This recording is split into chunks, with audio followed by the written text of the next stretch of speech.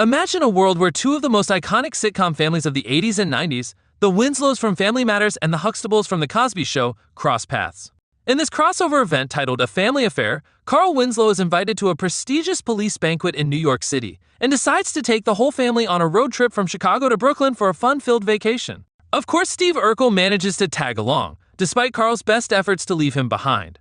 Meanwhile, Cliff Huxtable is preparing to host an elegant dinner at his home for a group of distinguished doctors. But due to a scheduling mix-up by Claire, the Huxtables are completely unprepared for their surprise house guests. When the Winslows arrive, Cliff and Claire are caught off guard, expecting medical professionals, not a house full of guests from Chicago. The Huxtable kids have mixed reactions. Rudy is excited to meet Laura Winslow since they're close in age, while Theo instantly takes notice of Maxine. Steve Urkel, being Steve Urkel, is immediately fascinated by Denise's unique fashion sense and tries to impress her with his eccentric style and over-the-top charm, but hilariously fails. Carl and Cliff quickly bond over their shared struggles as family men, while Claire and Harriet exchange knowing glances and laughs about the realities of keeping their households in order. But of course, things quickly spiral into comedic chaos. Urkel, true to form, accidentally knocks over one of Cliff's prized possessions, a rare jazz record, sending Cliff into a mild panic.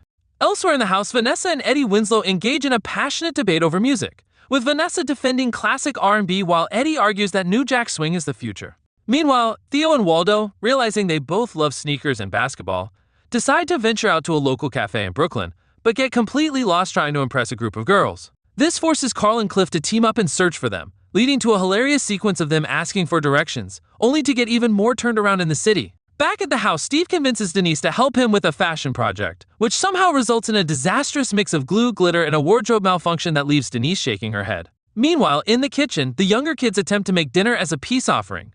But when Urkel gets involved, his science experiment goes horribly wrong, nearly leading to a kitchen explosion that leaves everyone in shock. The chaos finally settles down as Carl and Cliff have a deep conversation about fatherhood, discipline, and the responsibilities of raising good kids in an ever-changing world. Claire and Harriet sit down with their daughters, sharing words of wisdom about self-confidence, relationships, and life's expectations. Meanwhile, Theo, with a little coaching from Denise, manages to impress Maxine with his charm.